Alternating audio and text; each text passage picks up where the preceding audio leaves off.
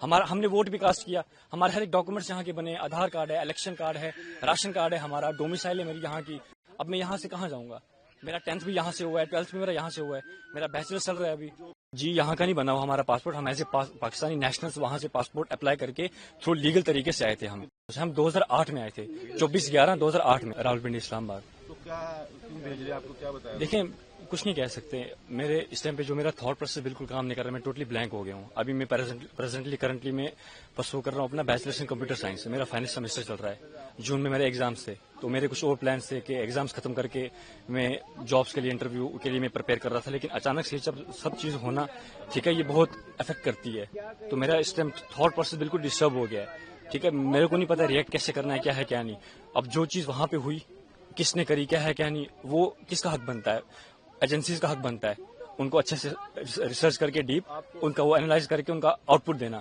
ہم تو اس میں کچھ نہیں کر سکتے نا. ہاں ہمیں رپورٹ کیا, ہمیں فون کیا تھا نیچے پولیس اسٹیشن اوڑی سے, بولا کہ آپ آ جاؤ نیچے تھانے میں. تو ہم لوگ آگے سیدھا ہم لوگ وہاں. جی یہاں کا نہیں بنا ہوا ہمارا پاسپورٹ. ہم ایز اے پاکستانی نیشنلز وہاں سے پاسپورٹ اپلائی کر کے تھرو لیگل طریقے سے آئے تھے. ٹھیک ہے, ہم یہاں پہ 17 سالوں سے, ہم 2008 میں آئے تھے, 24/11/2008 میں. تو ہم نے ود ان 15 days یہاں پہ آتے ہی ہم نے ویزا اسٹے کروایا تھا. تو اس ٹائم پہ اسٹیٹ ہوڈ بھی تھا. ٹھیک ہے, تو ان کا اپنا یہ تھا.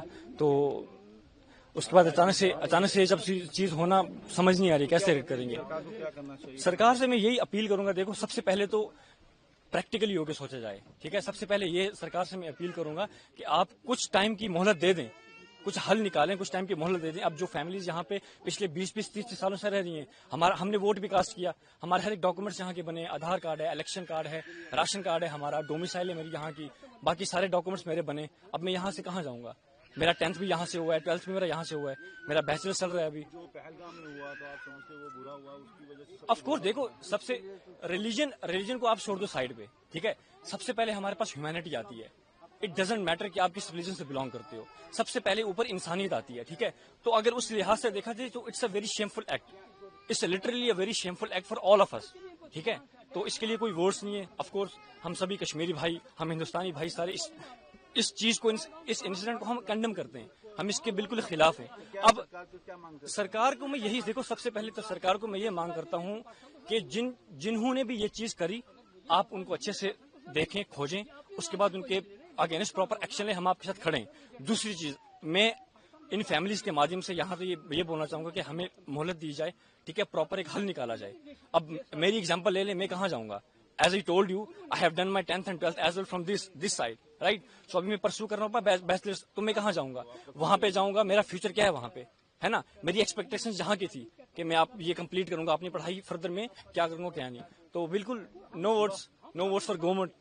ٹھیک ہے, یہ دیکھا جائے تو گورنمنٹس کے لیے بھی یہ بہت شیمفل ایکٹ ہے.